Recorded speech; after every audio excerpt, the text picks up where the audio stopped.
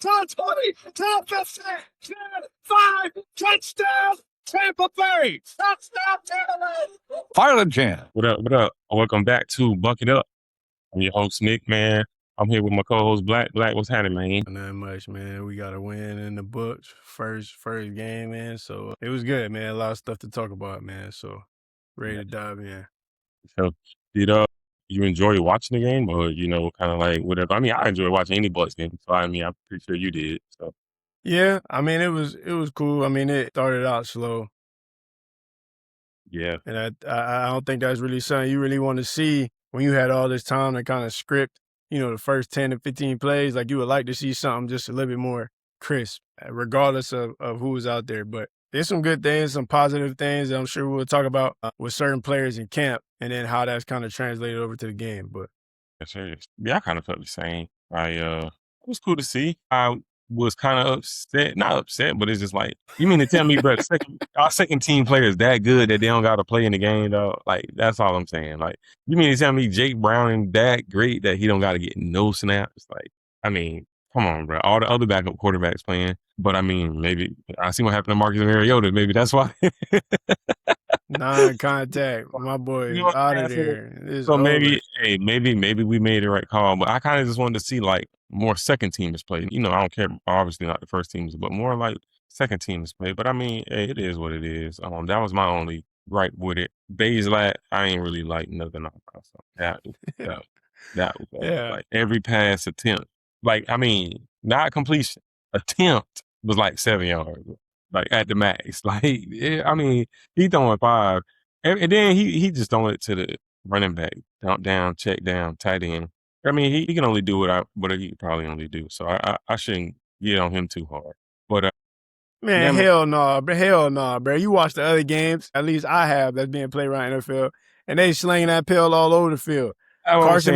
Carson Beck slinging the ball all over the field. Haynes King, and they said he was just a runner at Georgia Tech. He was slinging the pill all over the field. It's like, bro, is preseason, obviously you trying to, I don't know, like if you in a position of one of them, obviously you trying to make the team, so you trying to play clean football and not be turning the ball over and all those type of things. But I think at the same time, your coaches want to know, like, okay, like if you can rip one down the seam, if you could hit somebody coming out break, like they need to know that you can do those type of things instead of just being checked down Charlie the whole time. Like, a lot of these guys fighting to make the teams anyways, and it seemed like we pretty solidified in terms of who our 1 and 2 is, but it's just like you battling with a rookie who played pretty well in the second half. Like, you know what I'm saying? So it is, you got to start, and you chose to come out and play that way. And then Jay Daniels comes in and plays the way he plays there. So yeah, I'm with you. I'm with you on the Bazelak, man. Shout out to Bazelak, though.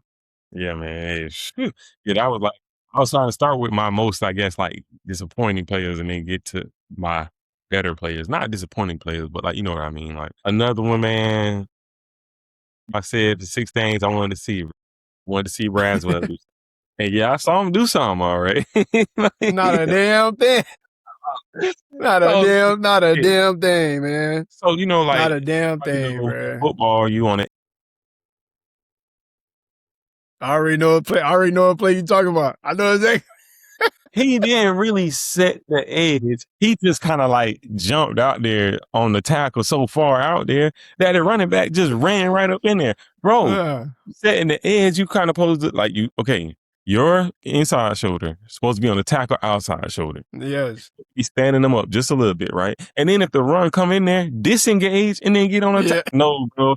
This man literally ran outside right up in between where he was, and he left like a number 28 with a one-on-one tackle with big old Braylon Allen. And of course, 28 whiffed it a little bit. And then I was like, Braswell, like that was it. The dude, like, kind of flash, and yeah, it flashed all right. Like, yeah, in a bad word. And I'm sure we'll get into it, but pick which 2 words you want. You either go David Walker or you can go Jack Parberry, man. Like, I didn't even really know about dude for real, but he come in there and get 2 sacks. Like, that's a dude right there. It's like, bro, okay, you probably wasn't making a roster. Like, especially with how deep our edge room is, you probably wasn't going to make this roster, keep you on practice squad, whatever. But I just don't see, unless Braswell does something spectacular within the next 2 games, I don't see a way you justify bringing him back. Like, I would be inclined to get a dude Parberry a chance if it's close roster-wise than I would with him.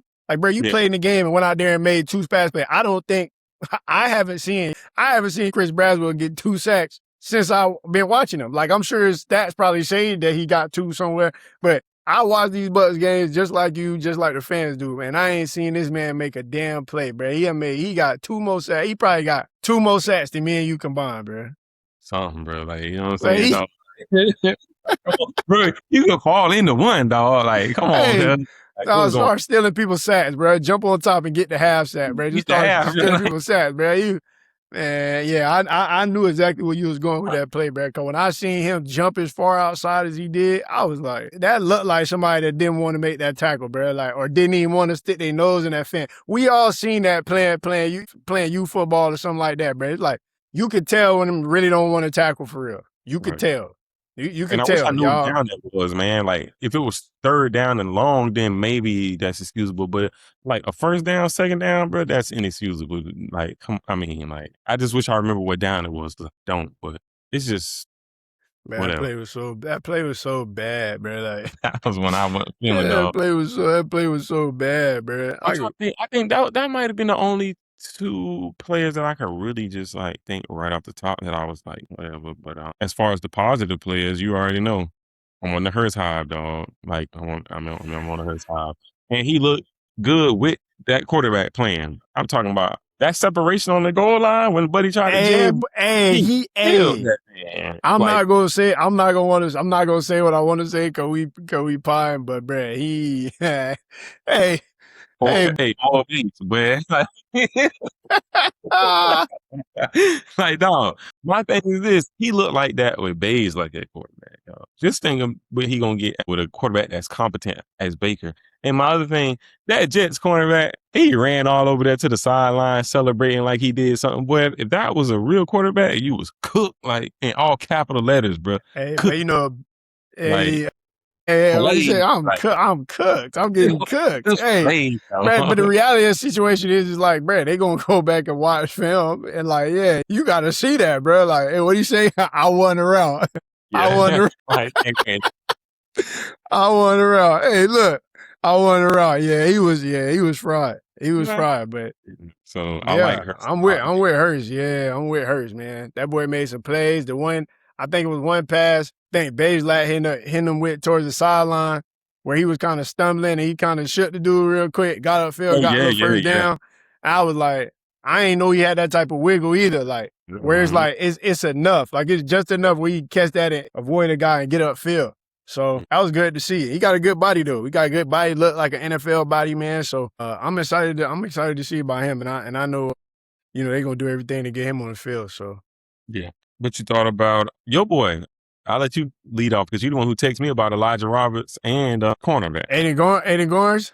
Yeah, man. Yeah. So I'll let you. Man. Dog, Elijah Roberts, like, he's a guy that came on for us last year during the season. Yeah, like, he's a good, I want to say. Out of SMU, if you don't know, chat. Right. He's a very, very good pass rusher. And I know that's because of the depth that we have on our D-line this year between Ashawn Robinson or the guys that's going to play inside. Vita, if we can get that situation nailed out. Ashawn, obviously, Cansey, if he can stay healthy. Like, Joaquin Nochez, like, it's just with all the guys that we have in there, it's just like, I feel like he go unnoticed. But, like, he's a young player with a really good pass rush win rate, man. So I was excited about him being out there. He dominated that line, man. And Garnes, everything you've been hearing out of camp is, man, he's holding his own. Like, he is holding his own, especially with the Bucs where we need depth in the secondary. You know, we used to some guys that we not going to clown them dudes, but we used to some guys out there in that secondary that just ain't been getting it done for us. So it's like, to see a young guy, undrafted guy, come in, step up, make plays, and not only make plays, carry over what he been doing in camp. Like, he's carrying it over. It ain't no flash in the pan type of situation. It's just like, they said something Todd Bowles said, the only thing they worry about with him is his tackling. And you know, Todd Bowles want all his secondary guys to be able to tackle. But we did have Jamel Dean. He wasn't a tackler. We have had guys in that secondary that didn't really want to stick that nose in that fan. But he's already made a play that we may have only had a couple of guys actually be able to make on this roster last year in the secondary position. Like, Jacob Parrish is really the only guy I see. Jacob Parrish, Antoine Winfield, Ty Key, we talked about it. Like, those are the only guys really that I see making those type of plays. in our secondary. Morrison, we still don't know what's going on with him. McCollum, I'm sure he's up and down, whatever. But to see a young guy come in and make some plays, I think he make the 53. I hope he make the 53. Bucs, if y'all listening, Aiden Garnes, man, get that young man on the 53 roster this year. We're gonna need some depth in that secondary. Yeah, man. I like this play, and I like the Elijah Roberts too, man. Like out of SMU, that's kind of what they thought he was going to kind of be. Was that pass rushing, kind of like a 3 technique ish, but I think we gonna not play him a 3 technique anyway. I think we gonna play him, or he was playing more in that Will Golston role, like how William Golston was kind of like on that. Logan Hall. Yeah, you know what I'm saying? Yeah, that's how, like you out there more kind of on the edge, but you ain't really an edge player, so you can kind of see inside stuff too. So I like that. And then just like you said, man, Garnes at corner, man, he's scrappy. That's something I like about him. Like he might not always be perfect, but he gonna kind of be in position. Like he might not be the best or whatever, but if you got it up here and you in position and you do what they tell you to do, you gonna make that team that about them. I mean, then just basically it wasn't really much else to say. I'm lying. Yes, it is. Jalen Daniels. Gotta talk about Jalen Daniels. Yeah. Talk about Jalen Daniels. Now, he showed me kind of like what he showed me in college. He got an arm. He could throw it all over the field. It ain't a lot of throws he can't make. My only thing with him is like consistency. You know, he'll probably throw it down the seam 20 yards perfectly. In the very next play, if you ask him to make that same throw, he might sell it high. He like one of them, like, you know, athletic though, man. He can get out and boogie. I really think he definitely gonna be our backup quarterback. And I think he gonna be the backup quarterback also because he kind of similar to Baker. He run a lot, not a lot, but if he got to take off, he can take off, get your yards there. He gonna deliver some passes that gonna be like, make you say, wow. And then he gonna be delivering some passes that make you be like, man, like, you know, so it's like, it is like, but you kind of need that young spark to get you kind of excited about the future. And like I said, man, we seen Bays like that's absolutely nothing in my opinion. So yeah, man, I saw, man, a lot of them passes that deep out to 85. I don't know his name. Forgive me. A lot of like I think it was a nice square in at one time, throwing it over the middle. Like he boogied, man. Like he really boogied, dog. So I like Jalen Daniels and what he did too. Listen, we gonna shout out Podburn, man. Jack Podburn. We gotta say, we gotta make sure we shout that man out too, because you know he from Jacksonville originally. I see. I didn't know that. I know he went to Florida though at one point. I think he finished at LSU and the Bull, I think. Yeah. But yeah, bro, like again, we need, I think, Ty Bowles for every issue that anybody has with him. And we both have our from game to game. But it's like that man can scheme up defenses. Like you just said, man, if you be where you supposed to be at, when you supposed to be there, you will have an opportunity to make them plays. Like he knows how to scheme his ass off defensively. So I don't think that is an issue. But I do think in some way, whether it's the injuries or lack of pass rush or just whatever it may be, like we lacked making splash plays on defense. Like whether that be sacks, obviously, whether that be tips that lead to picks, whether that's picks straight up, whether that's forced fumbles, like any of these things, like just guys that made splash plays. Like, so if this is a guy that can come in that I'm sure they expect a whole lot of and come out there and get 2 sacks, bro, that's okay. That might get you some, I would assume that's going to get you some more burn going into this next game. Because again, I'm checked out on 43 or whatever. I'm checked out on him, man. So yeah, I like to see a dude, man, from the crib, man, get a chance to get out there and make some more plays, man. But it's good to see the Bucs, man, get them a win that first week. Kind of take some of the stress off our back, man, because we know it's coming. Cincinnati week 1, we know it's coming. It's coming. Offensive show right there. It's coming. Yeah, man. So then my other thing is practice. You know, they had a joint practice with the Jets, obviously. That's why we didn't see any of the first team or any good players. But we did get the opportunity to hear about it. But the most I heard about was fighting. Like, that's the main story of the day. Fighting. I did hear the fight with Gedeke and David Bailey, I guess. That was like a one-on-one that I guess was just going ham the whole time. That's pretty much all I heard. I seen Anzalone got an interception, so I like that, off of Geno. So they say he did pretty good. He moving. I think he leading the defense in the right direction. Baker and Hurst, though, I think I heard a couple of nice things about Baker and Hurst during the scrimmages, like one-on-ones, playing in the team skelly. I know they did say BucC got hurt. I think he limped off, though. So, man, we can't have that. Like, we really need our receivers to be there. That's a fact. And other than that, yeah, man, I didn't hear too much about the defense doing what. I did hear a little bit about Bane, though. They did say, Bane showed up and doing what he's supposed to do. So, yeah, I like that. But, man, like I said, man, You forgetting the most important thing, bruh. What? You forgetting the most important thing. Bruh, they said your boy K.I. and back to dropping passes again, bruh, with no gloves. No glove Tony out there dropping passes again. It's the same story. Fight real quick. It's the same story over and over and over again, bruh.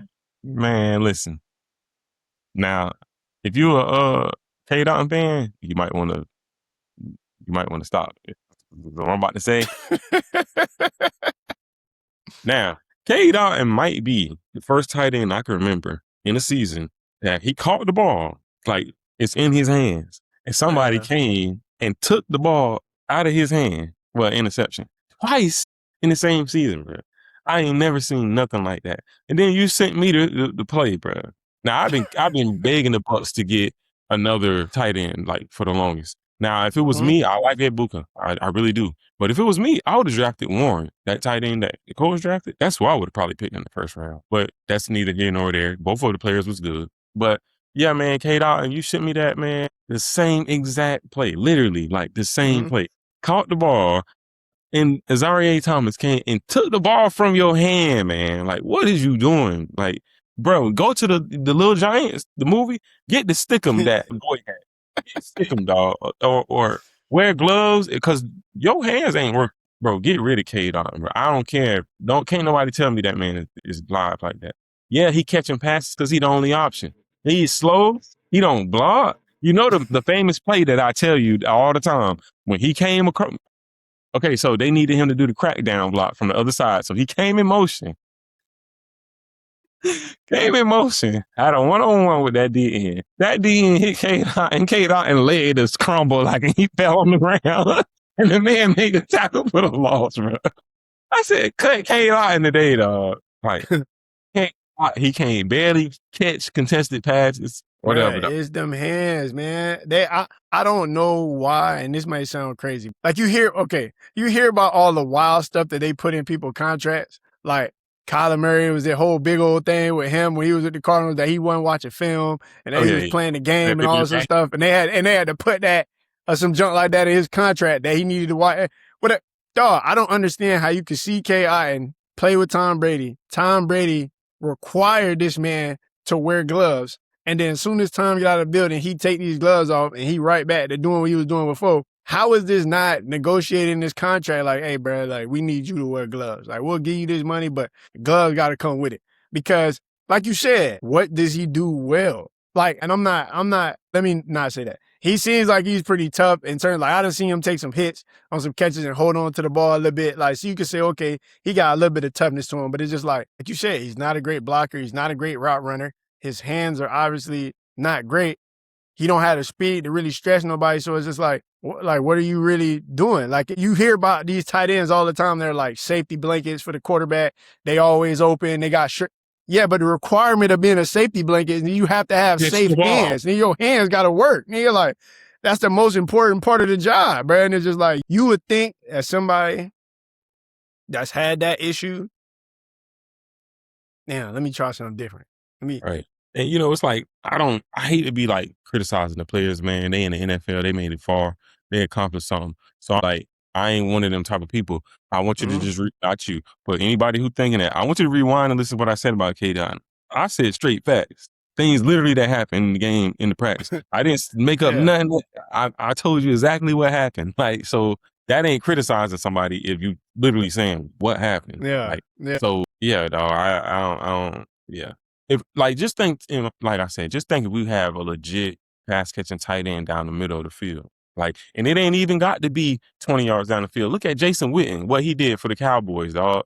Jason Witten used to go 6 yards and turn around and be open. I'm not even gonna go that far. We talked about this once already on the pod. Cameron Brate, man. He can't be Cameron Brate for Tampa Bay. He ain't have all the speed, no nothing, but he was quick enough to get on that scene, and you knew if you threw it to him, he was going to take hell, and he going to catch that ball and hold on to it. You know what else Cameron Brate played with? Gloves. He'll put the damn gloves on. And these sticky gloves, Odell making catches backwards, and he's doing all this crazy stuff with his gloves. Yes, those dudes have amazing hands. But you're fooling yourself if you also think that them gloves don't have something to do with their ability to stop the spiral on that spin on that ball, the rotation on that ball, and be able to pluck that out of the air.